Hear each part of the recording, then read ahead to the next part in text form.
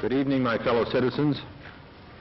This government, as promised, has maintained the closest surveillance of the Soviet military buildup on the island of Cuba.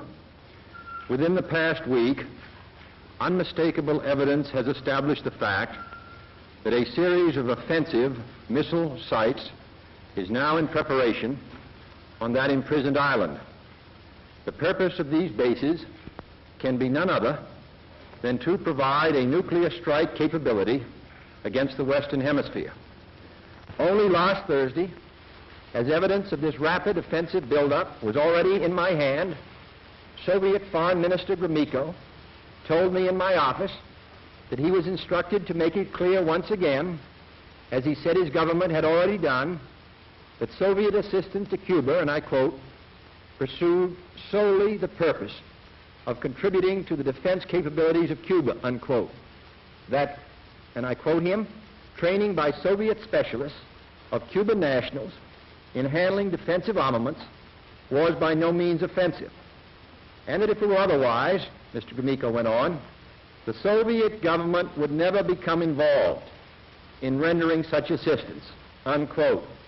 That statement also was false. Acting therefore in the defense of our own security and of the entire Western Hemisphere, and under the authority entrusted to me by the Constitution, as endorsed by the resolution of the Congress, I have directed that the following initial steps be taken immediately. To halt this offensive buildup, a strict quarantine on all offensive military equipment under shipment to Cuba is being initiated.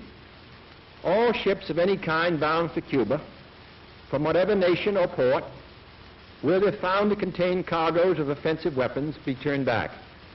It shall be the policy of this nation to regard any nuclear missile launched from Cuba against any nation in the Western Hemisphere as an attack by the Soviet Union on the United States, requiring a full retaliatory response upon the Soviet Union. I call upon Chairman Khrushchev to halt and eliminate this clandestine, reckless, and provocative threat to world peace and to stable relations between our two nations. I call upon him further to abandon this course of world domination and to join in an historic effort to end the perilous arms race and to transform the history of man. Our goal is not the victory of might, but the vindication of right. Not peace at the expense of freedom, but both peace and freedom here in this hemisphere, and we hope around the world. God willing, that goal will be achieved.